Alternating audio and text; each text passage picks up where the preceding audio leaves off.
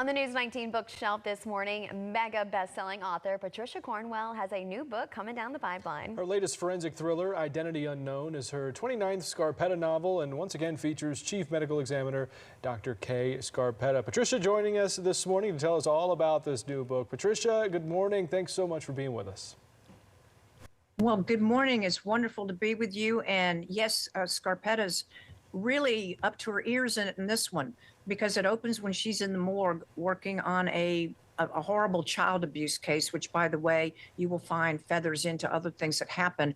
When she gets a call that there's been a body that's been shown up in the middle of nowhere, an abandoned amusement park, and it has all the hallmarks of having some association with what today is known as a UAP, or better yet, a UFO is what most people think of it, because it appears this body's been dropped from the sky, and there's a crop circle of like dogwood petals, blossom petals from a vortex that are around the body, and the skin looks like there's been some sort of exposure to radiation. And here's the real kicker. About the time that this is suspected to have happened, there is a UAP that is picked up on multiple sensors that show that something was flying around that area at a low altitude and then vanished off the radar, and they don't know what it was. And so what is Scarpetta going to do in a case like this, especially when she finds out that the victim is somebody she has a very profound relationship with? So it's a lot of fun. I'm exploring one of the mysteries of, are we alone? Is there intelligent life beyond us? But yet at the same time, it's a forensic thriller and a real murder case that she has to solve. Now, Dr. Kay Scarpetta has evolved over the years, both as a woman and chief medical examiner.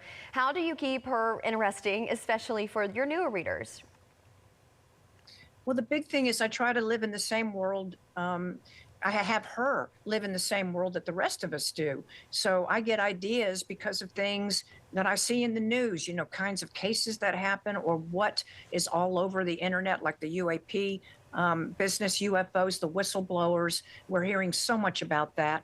In the last book, I was curious about Bigfoot after reading about a number of sightings, and I wanted to explore that a little bit through Scarpetta. So, that's what keeps it fresh and gives me new ideas, and helps keep it very vibrant as I try to explore new things that I'm really curious about and hope that my readers will be curious about.